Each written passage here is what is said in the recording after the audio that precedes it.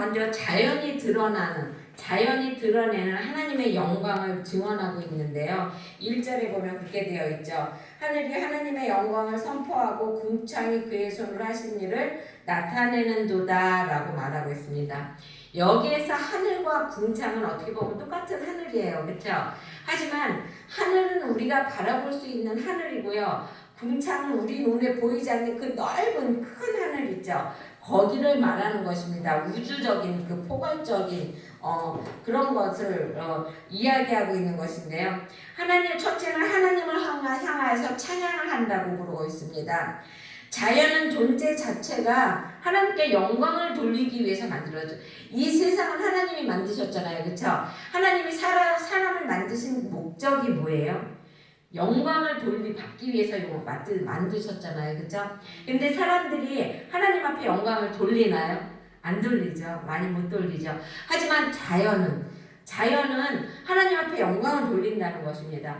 자연은요, 자기가 아무리 아름다워도 자기가 스스로 자기에게 영광을 받지 않는다는 것이에요.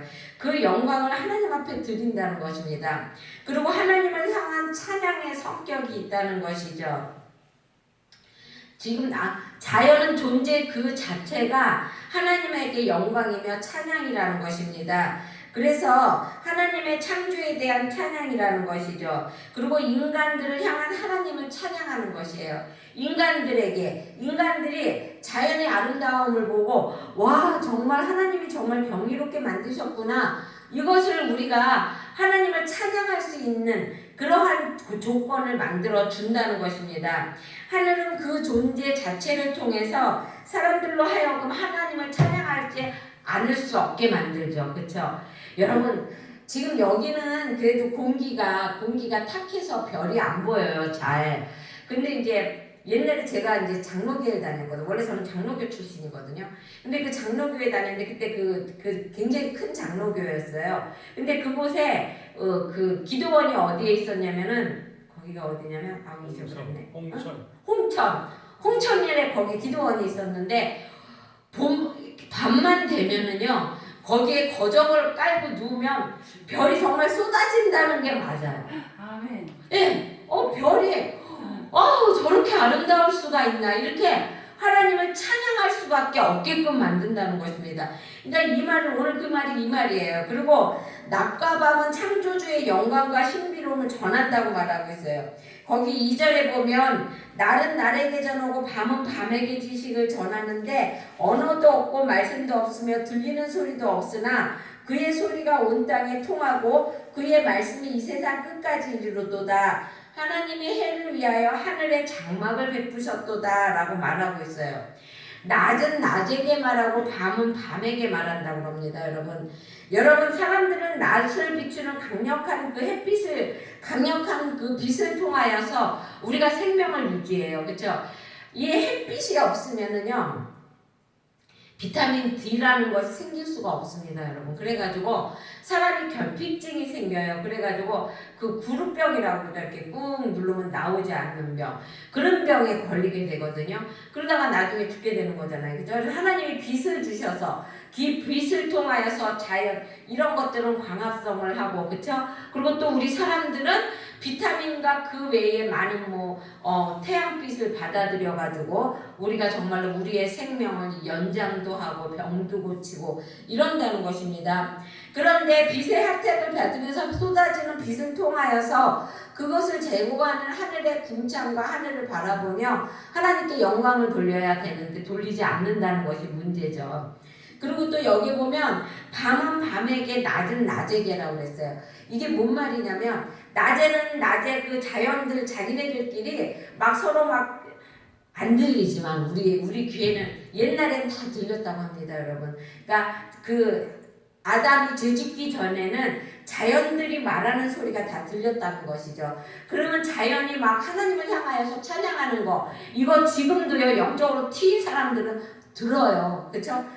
근데 그 찬양하는 소리 낮은 낮에게 찬양을 하나님에 돌리는 거예요. 그래갖고 밤이 되면은 또 별빛이 그렇게 별빛이 그윽하게 은은하게 나오잖아요. 그렇죠? 그러면서 그 별빛은 또 별빛을 통하여서 말을 한다는 것입니다. 그러니까 낮은 낮에 자기네들끼리 하나님을 영광 돌리고, 그리고 또 밤에는 밤에 그 그윽한 별들과 별빛을 통하여 받아들이는, 또 밤에 일하는, 밤에 나오는 생물들과 또 밤에 자라는 그 식물들이 자기네들끼리 또 서로 이렇게 막 찬양을 한다는 것이에요.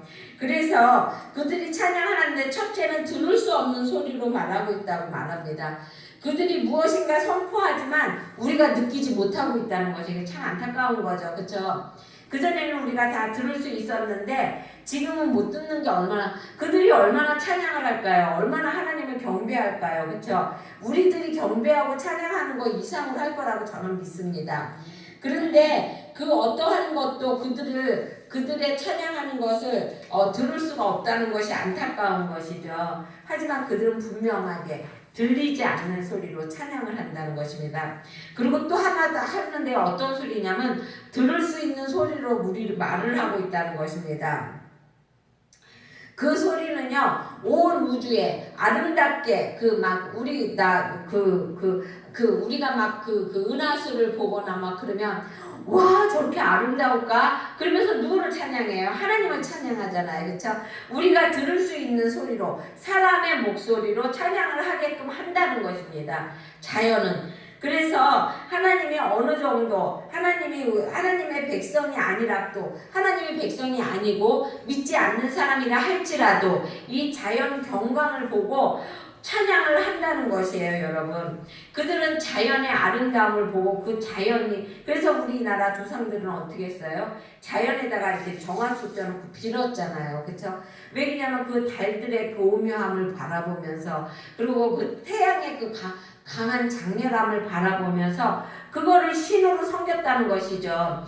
그렇지만 우리 믿는 자들은 어떻게 해요? 그거를 통해 하나님 앞에 찬양을 한다는 것입니다. 그래서 민감한 사람들은 그 소리를 듣는다는 것이죠. 하지만 둔감한 사람들은 어때요? 자연을 파괴하고 있습니다. 지금 이 순간도 여러분. 지금 이 순간도 자연을 파괴하면서, 그러면서 우리가 정말로 그 자연에 통하여 하나님 앞에 경배드려야 할 사람들이 그 자연을 파괴하고, 그 태평양인가 거기에 가면은요, 이 물이 해류잖아요. 해류는 흐르는 거잖아요. 그렇죠? 흐르는데 그 흐르는 종착역이니까 서로 해류끼리 만나서 이렇게 만나는 곳이 있다는 것이죠. 그러면은요, 그곳에는 쓰레기가 엄청 많이 모인다는 겁니다. 거기에 가면은요, 거기가 그 무슨 섬이더라? 그러니까 우리나라가 아니라 저 섬 하나 있는 쪽에 있는 섬인데요. 거기에 가면은요, 우리나라에 있는 무슨 다방 이름이 적혀져 있는 그 라이터도 나오고 막 그래요. 그게 왜 그러냐면 우리나라에서부터 이렇게 흘러내려가고 거기 가서 다 모인 거예요. 여러분, 우리가요, 이 플라스틱 쓰는 거 정말 예민하게 생각해야 돼요. 왜냐면 이 플라스틱이 물을 따라서 흘러가잖아요. 특히 바다에 버리지 말아야 되는 것이에요. 그 물을 따라서 흘러가다 보면 플라스틱이 녹잖아요. 그렇죠? 그러면 그게 녹으면 분자가 됩니다. 분자가 돼갖고 플라스틱이 왜 안 좋으냐면 그곳에는 사람의 생명을 해치는 악한 독성이 있는 그런 성분이 있잖아요. 그렇죠? 그런데 그 성분이 전부 원자로 떨어지니까 이 새끼들이, 그 새끼 어류들이 그것이 플랑크톤인 줄 알고 그거를 먹는 거예요. 그거를 먹으면 걔네들이 그 악한 독성을 가지고서는 어떻게 하는 거예요? 자라는 거예요. 그러다가 보면은 더 큰 물고기가 또 그거를 먹으면서 더 큰 물고기도 그 분자를 같이 먹고, 그러다가 보면 나중에 먹이사슬에 의해서 상어나 큰 참치 같은 거, 그런 거는요 완전히 독소 덩어리라는 것입니다, 여러분. 나 그 소리 듣고 생선 먹는데 겁나더라고요. 그것도 잠깐이지, 조금 있으니까 다시 먹게 되기는 하는데,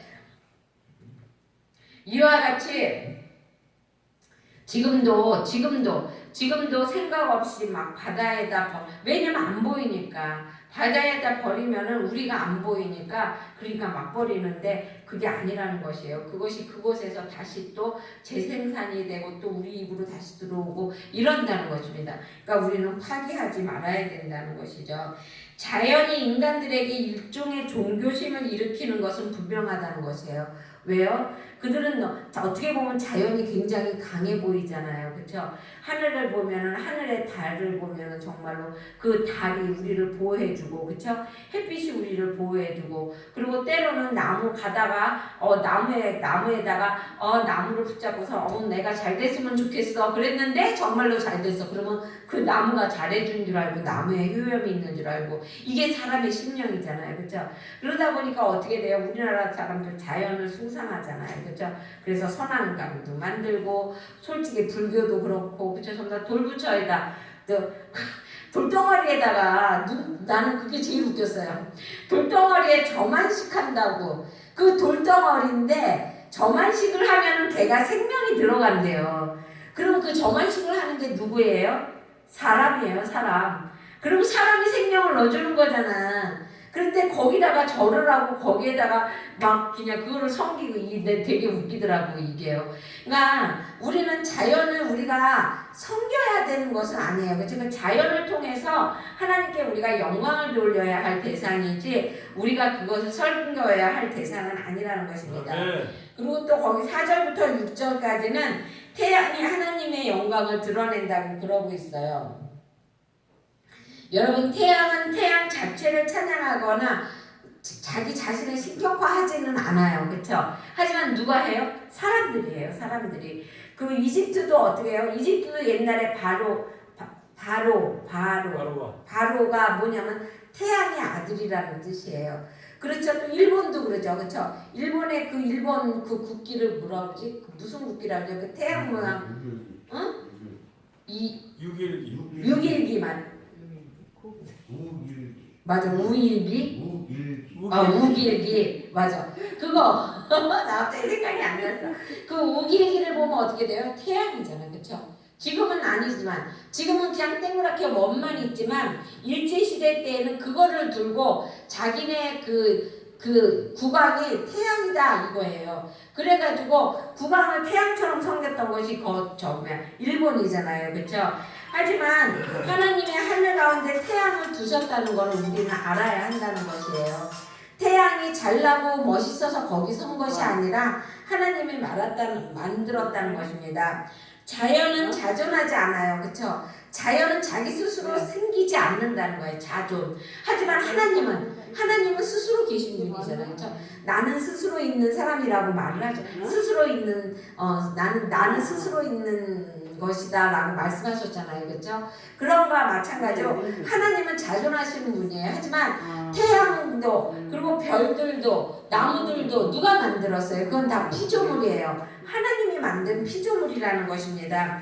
그래서 태양이 하나님의 능력에 의해서 움직인다는 사실과 그것이 하나님의 능력에 순종하기 때문이라는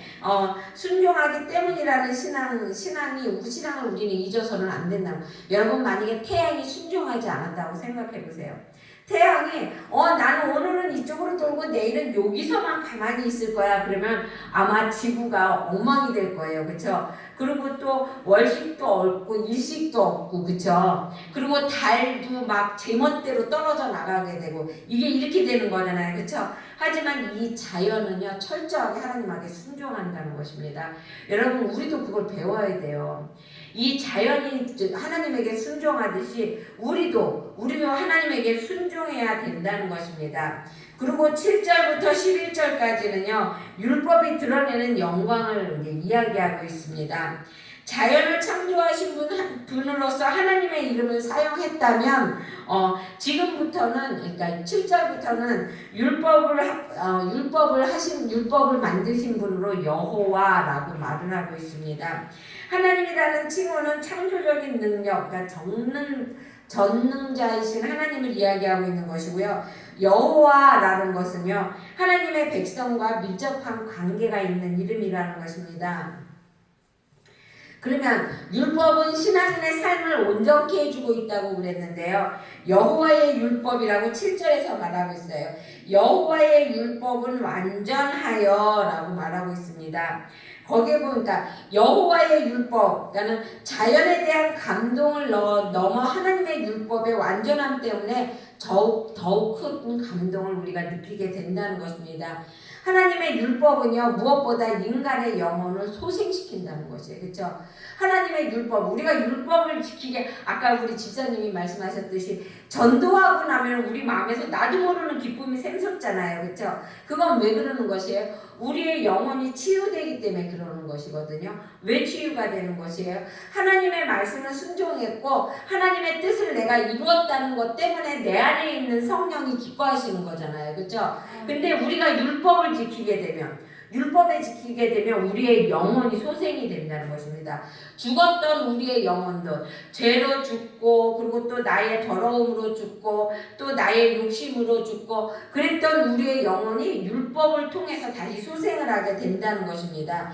그래서 삶의 토대가 된다는 것이죠.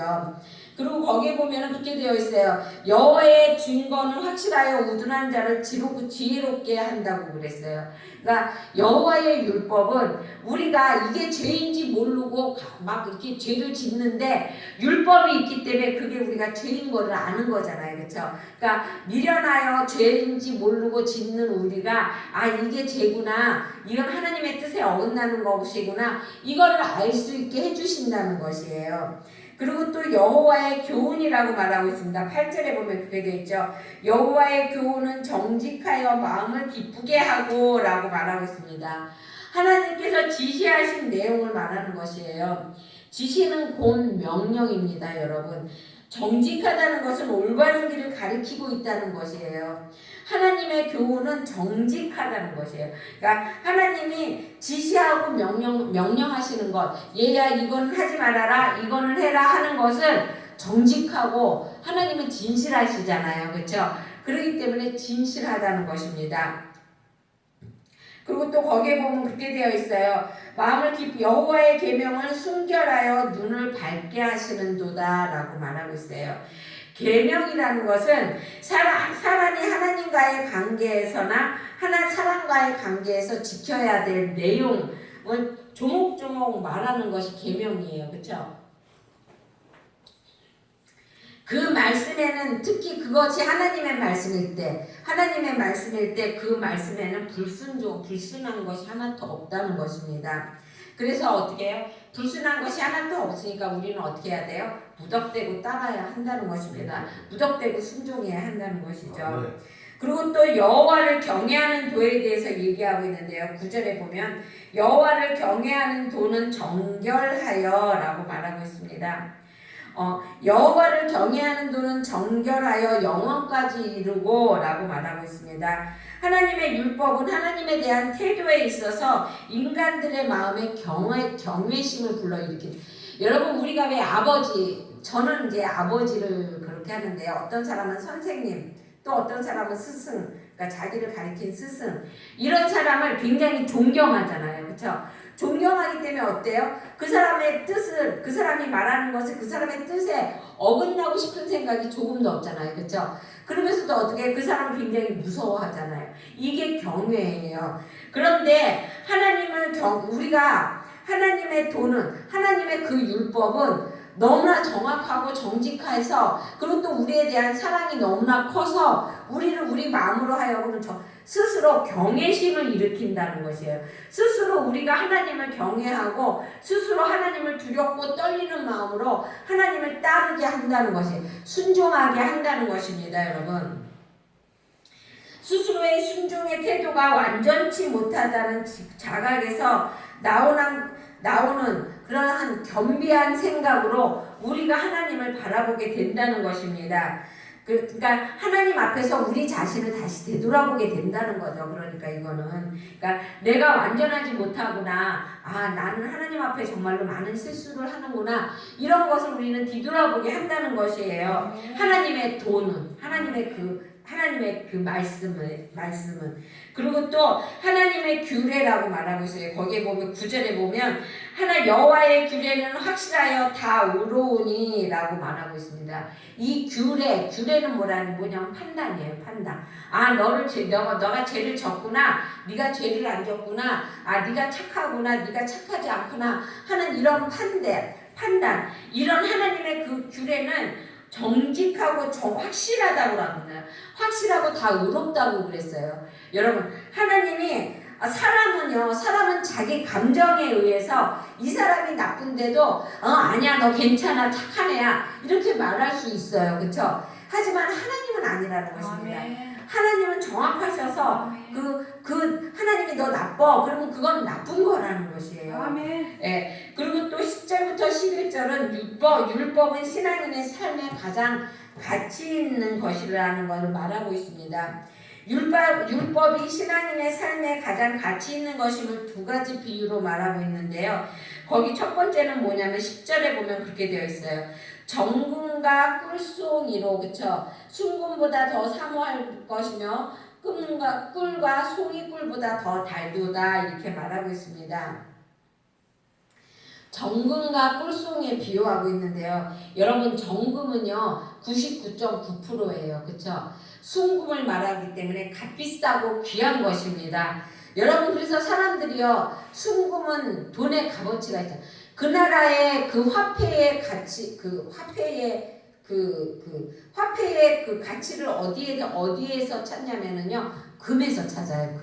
그 나라의 금이 얼마나 있느냐에 따라서 그 나라의 화폐의 가치가 달라진다는 것이죠. 그래서 우리나라도 한국은행에 가면은요 금을 엄청 많이 갖다 놓고 있다고 합니다. 여러분 그와 마찬가지로 왜 그래요? 이건 변하지 않기 때문에 값어치가 떨어지지 않는 것이죠. 그렇기 때문에 어떠한 보물보다도 그것이 귀하다는 것입니다. 근데 그것조차도 하나님의 율법과는 비교가 될 수 없다는 것입니다. 그리고 여기에 보면 또 송이꿀이라고 그랬어요. 이 송이꿀은요 굉장히 희귀한 꿀이에요. 그래서 구하기가 아주 어려운 꿀이라고 그럽니다. 그런데 그러한 것보다도 더 귀하다는 것입니다. 그런데 금보다도 정금보다도 귀하고 송이꿀보다도 그 귀한 하나님의 율법과 말씀을 우리 신앙인들은 어떻게 생각하고 있습니까? 그걸 항상 마음 깊이 생각하고 있나요? 우리들은 아니잖아요. 그렇죠? 우리들은 그냥 하나님의 말씀을 들으면 들은 걸로 끝나고 하나님 뭐 도둑질하지 말아라 뭐 남의 거 탐내지 말아라 그러면 그런가 보다 말로 듣는 걸로 끝나고 행동은 내 맘대로 하고 우리 막 그러잖아요. 그렇죠? 그래서는 안 된다는 것입니다. 하나님의 그 정금보다도 더 귀하고 송이꿀보다도 귀한 그 율법을 받은 우리들은요 하나님의 말씀을 순종하면서 하나님 앞에 영광을 돌려야 한다는 것입니다. 그랬을 때 율법은 우리에게 유익과 축복을 갖다 준다는 것입니다. 거기에 보면은요 또 주의 종이 이로써 경계를 받고 이를 지킴으로 상이 크니이다 라고 말하고 있어요. 이로써 경계를 받으며 그러니까 율법 때문에 너 그거 하면 안 돼. 너 이거 하면 안 돼. 너 그런 거 하면 못 써. 이렇게 우리가 그걸로 경계를 받는다는 것이에요. 그러니까 내가 해야 할 일과 하지 말아야 할 일 사이에 이렇게 선을 그어줘가지고 때로는 그 선 때문에 우리가 굉장히 뭐라 그럴까 불편할 때도 많잖아요. 그렇죠? 하지만 내가 그 불편함을 각오하고 불편함을 내가 그냥 희생하고 불편함을 물리치고 하나님의 말씀을 순종했을 때 거기에 보면 하나님의 상이 크다고 말을 하고 있습니다. 소극적인 면에서 볼 때 그는 율법을 의지하는 삶을 살아감으로써 경계를 받는다고. 그러니까 우리가 율법을 아까도 내가 말했듯이 그쵸? 율법을 지키려니까는 그 경계선을 뛰어넘지 않으려니까 불편함이잖아요. 그쵸? 하지만 그 불편함을 이기면서 그 불의한 일을 떠날 수 있게 되었고 또 자신의 허물을 깨달을 수 있게 된다는 것이에요. 율법이 있기 때문에 여러분 죄가 무엇인지를 우리는 깨달을 수 있게 된다는 것입니다. 그리고 또 적극적인 면에서 볼 때는요 예기치 않게 하나님으로부터 상을 받는다는 것이에요. 나는 뭐 그런 거 바라지 않고 그냥 주의 일을 열심히 했고 나는 그런 거 바라지 않고 이웃을 열심히 봉사했고 이웃을 열심히 보살폈고 그랬는데 나중에 보니까 그것이 하나님이 나에게 상으로 돌아온다는 거예요, 여러분. 그러니까 여러분 주의 일은요 조금도 여러분 손해볼 것이 없습니다. 하나님이 얘야 이거 해라 그랬을 때 그거를 내가 하면은 이웃을 사랑하라 그랬으니까 이웃을 사랑해야지. 그리고 이웃을 사랑하고 그리고 또 하나님 말씀 보아라 그랬으니까 하나님 말씀 봐야지. 그리고 하나님 말씀 보고 기도하라고 그랬으니까 기도해야지 하고 기도하고 그러면은 하나님께서 나는 그냥 하라고 한 거니까 그냥 쉬워 내가 하기 쉬우니까 한 건데 하나님이 그것을 통해서 나에게 상을 주신다는 거예요. 율법은 신앙인으로 하여금 하나님 앞에 자신의 상태가 어떠한지를 평가할 수 있는 통찰력을 갖게 한다는 거예요. 내가 정말로 그러니까 율법이 없으면 내가 죄를 져도 하나님 앞에 내가 죄를 졌나 이런 거 모르지만 율법이 있기 때문에 내가 죄를 졌구나 하고 내가 스스로 나를 관찰할 수 있는 통찰할 수 있는 통찰력을 주신다는 것입니다. 그리고 또 겸손한 자기 인식과 기도를 하게 된다고 12절에서 14절을 통하여 이야기하고 있는데요. 거기에 보면 하나님을 만남으로써 하나님은 두 가지 속에 나타난 하나님의 무한한 영광을 깊이 묵상하며 체험한 시인은 이제 자기를 돌아본다는 것입니다. 그래서 자연의 그 신비와 강대함과 그리고 또 그러하여금 하나님께 더 가까이 나아갈 수 있게끔 율법을 주심으로써 하나님이 나의 생명을 오늘날까지 이렇게 지켜주셨구나 하는 것을 되돌아보게 되었다는 것이죠. 그러면서 그에게 있어서 가장 큰 상은 영적인 상인데 그것이 무엇이냐면 하나님 앞에 하나님을 알게 되고 또 감사 기도를 하게 된다는 것입니다. 하늘에 속한 보상을 체험하였고 앞으로도 그러기를 바라고 있다는 것입니다. 여러분도 하나님이 주시는 보상 받아보셨나요? 그렇죠? 우리가 주의 일을 열심히 했는데 때로는 내가 정말로 받을 수 없는 그런 거를 하나님이 나에게 주시는 경우 여러분 한번 경험해 보시기 바랍니다.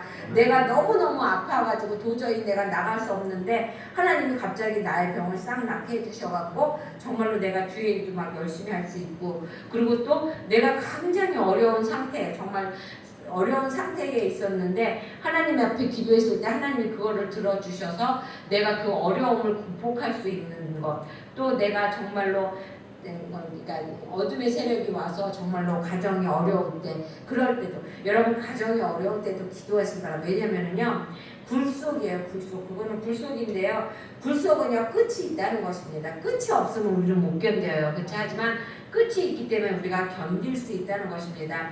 그러면서 거기에 보면 12절에 보면 그렇게 되어 있어요. 자기 허물을 능히 깨달은 자 누구요? 라고 말하고 있어요. 허물에서 자유함을 얻었다고 말을 하고 있습니다. 여러분 허물이라는 거는 뭐냐면요 부지 중에 지은 죄예요. 그러니까 내가 죄인 줄 모르고 해냈는데 그게 죄야.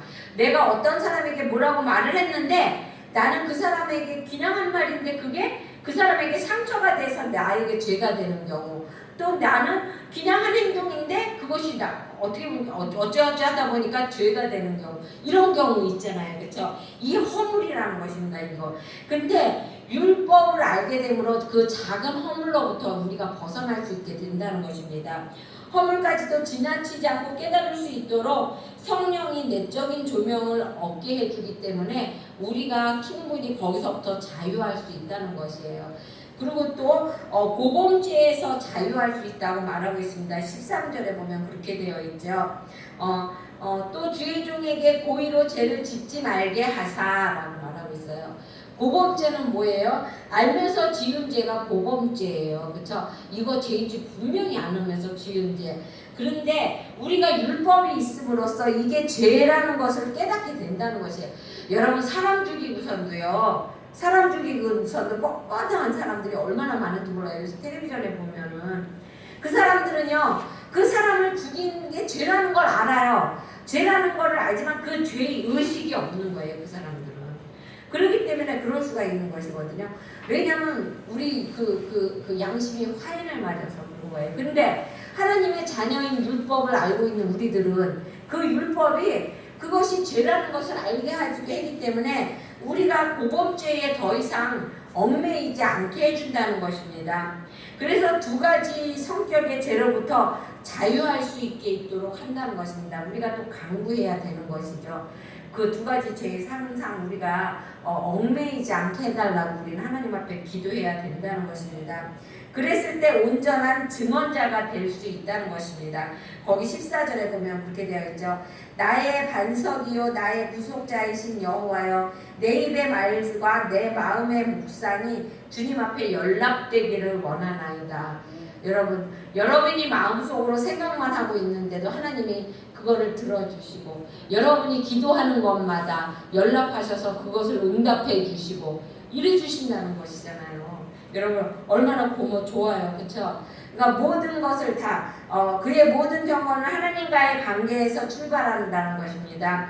하나님의 바른 증언자가 되기 위해서 우리는 하나님의 율법을 바로 보고 또한 율법 안에서 항상 자유함을 얻을 수 있도록 하나님 앞에 간구해야 하는 것이죠. 하나님, 내가 죄로부터 자유할 수 있게 고범죄에도 자유할 수 있고 그리고 또 허물 안에서도 자유할 수 있게 해달라고 항상 하나님 앞에 기도할 때 하나님은 우리의 발걸음을 다른 정도로 걸어갈 수 있게 해주신다는 것입니다. 그랬을 때 하나님 앞에 우리가 분명히 말할 수 있는 것이죠. 내 입술의 말과 내 마음의 묵상이 하나님 앞에 상달되기를, 연락될 수 있게 해달라고 우리는 그렇게 말할 수 있다는 것입니다. 그러니까 여러분 항상 하나님 앞에 항상 연약하지만, 여러분 우리 얼마나 연약합니까? 그렇죠? 연약한 존재이지만 하나님의 율법 아래서, 하나님의 말씀 아래서 우리가 그거를 지키려고 몸부림칠 때 누가 가장 먼저 하냐면 하나님이 아세요. 그러면 하나님이 그거를 우리의 지키는 그 모습을 보고 그거를 통하여서 우리에게 축복을 해주시고, 그리고 또 우리의 마음의 묵상과 우리의 입술의 열매를 연락하여 주신다는 것입니다. 그러니까 그런 하나님 앞에 항상 기도하는 여러분이 되시길 주님의 이름으로 축원드립니다.